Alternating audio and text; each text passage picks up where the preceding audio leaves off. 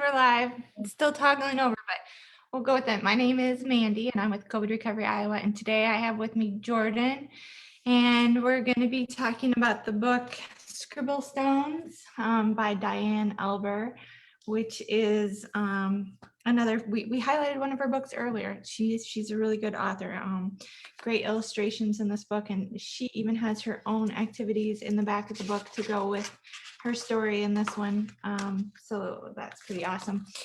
But COVID Recovery Iowa, just to give you a little bit of background about that, is we're a FEMA funded grant project that came about because the pandemic and the derecho were declared a disaster. And in the event of a disaster, there's oftentimes an increased need for emotional support, counseling support, and connecting people to resources. So that is what we're here for.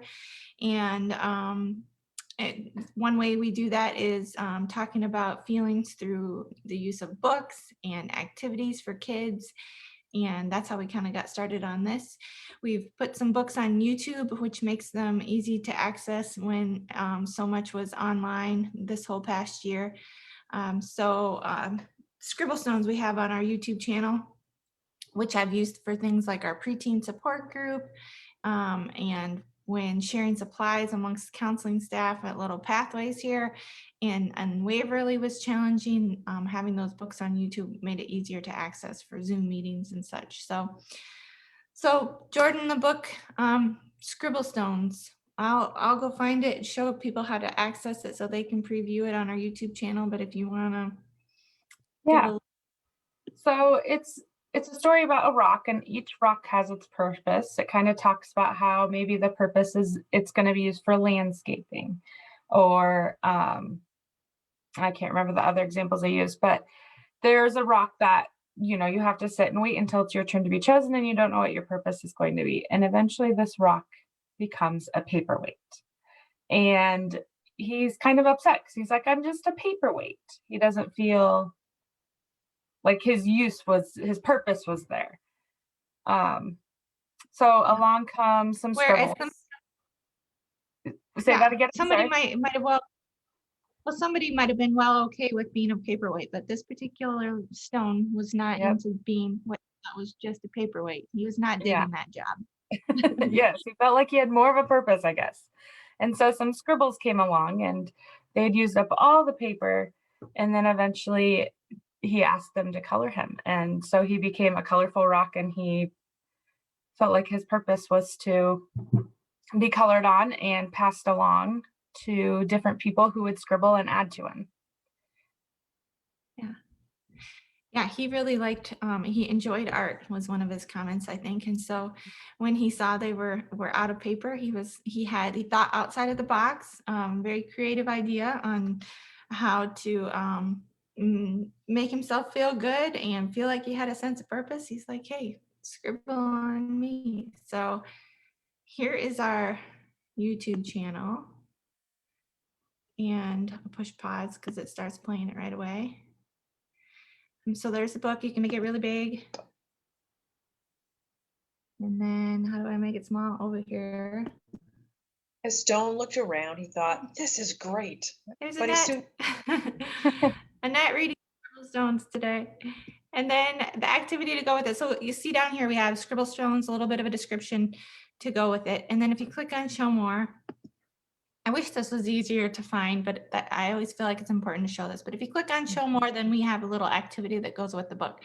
And it's just a way to enhance what you're already getting from what you're reading. And like I said, Diane Alber has some activities at the end of hers too. So not every book does that. But so the activity we have to go with the book is find a rock or a stone that you like, and then make your mark on the stone. You can use acrylic paint pens, permanent marker.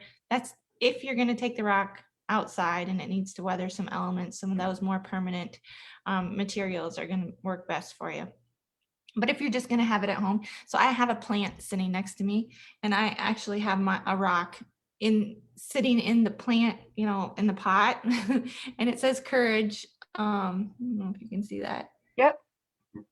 But we've had staff decorating some rocks, And that's kind of what this one was for. And then we've been putting them on our Instagram account and placing them around in the community. And we put hashtag COVID Recovery Iowa on the back, or our website on the back. But so tomorrow I'm headed to Plainfield, Iowa for a story hour. And I'm going to take my rock and I'll place it somewhere in Plainfield's community, maybe around their public library there. And Jordan's heading to a story hour as well tomorrow. Yes, I will be in Des Moines at Northside Library. I will be in a park around there. And so I have quite a few different rocks, but I plan to take some and place them in the park around there, maybe head over to the library and drop a couple as well, you know, along the pathway on your way in. So, and I put COVID recovery on the back of mine as well, so that you can know who it came from. So what did you use to, your Be Happy's beautiful. What did you use for materials to decorate it? Yes, so I had some paint pens that I had, and then I just used permanent marker for the back of it. And then I was also given some clear sealer. This would be something maybe to have parents do, but you could put it on the rock to help protect it and keep it from fading or washing off in the rain. So Well, still need to do that part, but it will yeah. last longer if you put that on there, but if it eventually fades, then maybe somebody can pick it up and make another mark on it and add something to it and pass it along. So not absolutely necessary to have all those fantastic supplies, but if you do it, it's nice. So you Yeah. can decorate. The activity we have is, you know, decorate it. You can leave it at somebody's doorstep to make their day. We're gonna go put ours at a couple different libraries in Iowa tomorrow, which is super fun. We've done a lot online this last year as COVID Recovery Iowa. And as teachers, Jordan's been a teacher this whole last year too. So it's kind of nice to be able to be out and about in the community again. So I'm looking forward to dropping our rocks off and make somebody's day if they find it. Yeah. So I think even dropping them off at like maybe a nursing home and right in front of their door in some of their rock areas, that would be really neat. yeah, it's Put good off stuff. at your elementary school with your grade, and then maybe your friend will see it and know it's you. I don't know. Something fun to add to it. That's good. That's a fun way to connect with your classmates over the summer, which sometimes is a little bit more challenging because there's school's not going on. So yep, that's cool. That's a good way to connect with your classmates. I like that. So we have been highlighting some kindness rock projects on Instagram. So if you're not aware, there are kindness rock projects going on all over the world, honestly, but there are so many going on all across Iowa.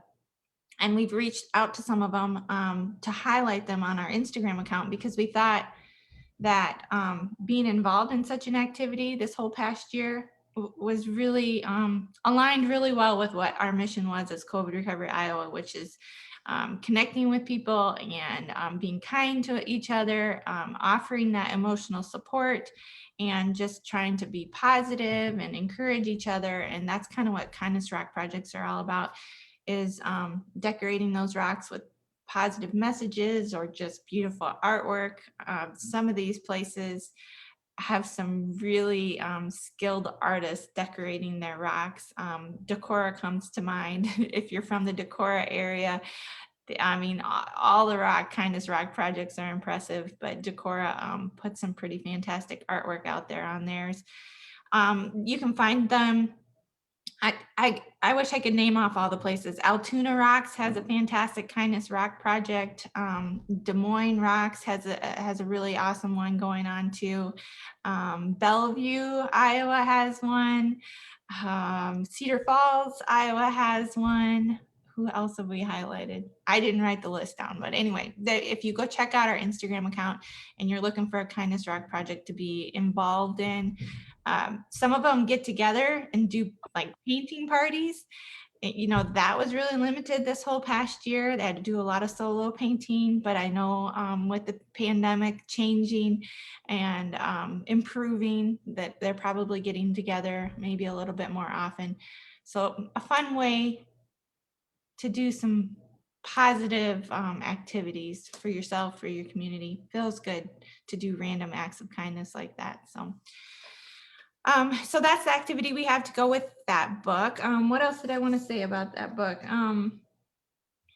Being creative, thinking outside the box, finding your purpose. I think this whole past year has been jarring as far as a lot of us kind of knew what we were doing and goals in life and knew what to do to help us feel like we had a sense of purpose, and some of those things were kind of stripped away, and we've talked about it before with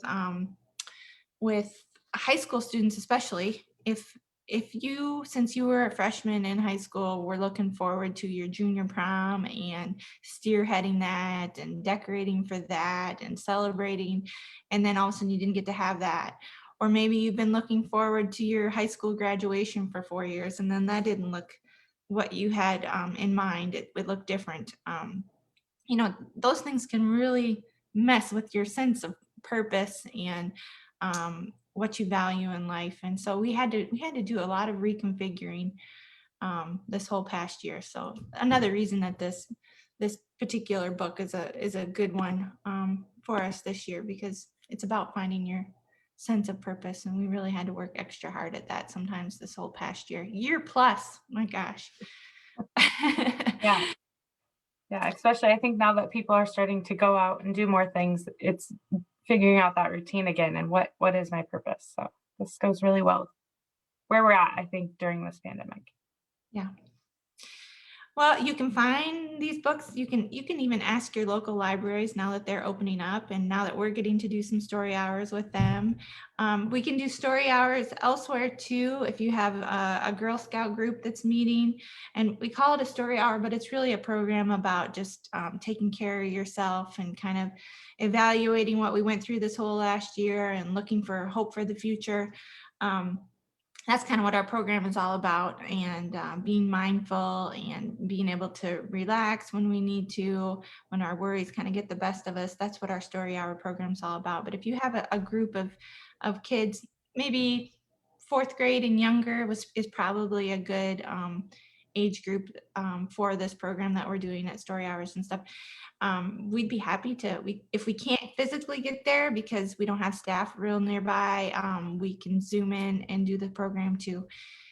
So reach out to us if you're interested in having us do that with your group of younger folks. But Plainfield in person tomorrow. Annette and I get to go do that. And then tomorrow, Northside Library in Des Moines, Jordan and Ben get to do that. But you can ask your libraries, like I said, now that they're kind of opening up, if they don't have this particular book on hand, you could ask if they could get it in, or they can do an interlibrary loan and get you a copy of it for you to enjoy. And read up on her activity at the end too. Diane Alber, check her out. She's got all kinds of really fantastic books. Scribble Stones, she's got another one what's the other one? Something about shapes. Do you remember that one? I can't remember right now either, but anyway, good author. Anything Perfect. else forgetting? I was just going to add, if you're interested in those story hours, we do have the events posted in this group, so you can access those and see the times and addresses and all of that. Yep. And we have a little poll going on too. If you like these books and activities and want us to do more of them, let us know. Take a vote in that poll that we have posted, so we know what you find useful and what you might be interested in this Parenting in a Pandemic group. Parenting in a pandemic, the pandemic is, we go out and about and there's fewer and fewer masks, which is fantastic. It's a good feeling to not have to wear a mask, not feel like you have to wear a mask. But we are still technically in a pandemic, so I think we'll stick with that name, Parenting in a Pandemic, until we can say we're no longer in a pandemic, which will be a good day. Yeah, for sure. But we're here if you need us for that counseling and emotional support, for sure through December. Now we're available, so reach out to us if your kiddo needs help, if you need help. We offer individual support, over Zoom, and we've got some really good groups going on for preteens and teens. So we're here if you need us. Anything else, Jordan? I don't think so. It was nice seeing you. Yeah, you too. See you Good luck later. tomorrow. Bye. Bye-bye.